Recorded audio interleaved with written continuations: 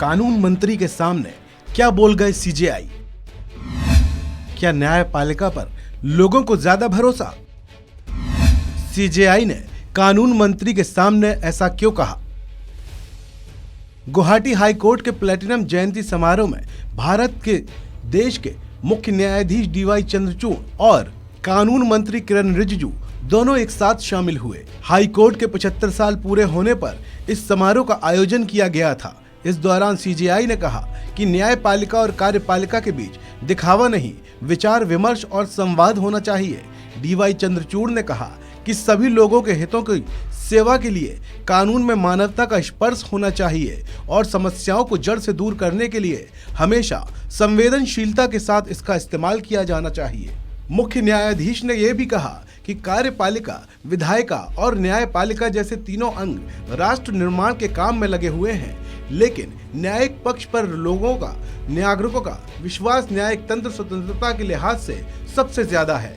Justice Chandrachud ने कहा कि न्यायपालिका की भूमिका ये सुनिश्चित करना है कि कानून और प्रशासन न्याय को बनाए रखे, न कि इसे विफल करे। कानून मंत्री की मौजूदगी में सीजेआई ने कहा कि लोगों का अदालतों पर ज्यादा भरोसा है।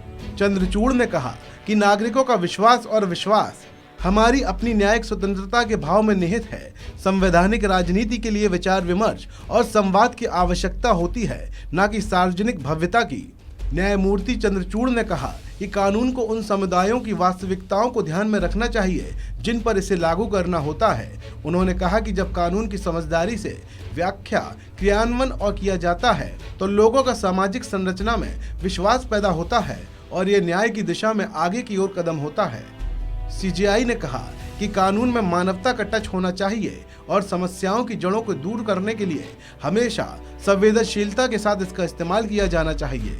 उन्होंने कहा कि जब कानून को समझदारी से लागू किया जाता है और ऐसे न्यायाधीशों के हाथों में इसकी व्याख्या होती है जो कानून के लागू करने में सामाजिक वास्तविकता और दया की भावना रखते हैं, तो ये न्याय को साकार करने की दिशा में एक कदम आगे बढ़ता है।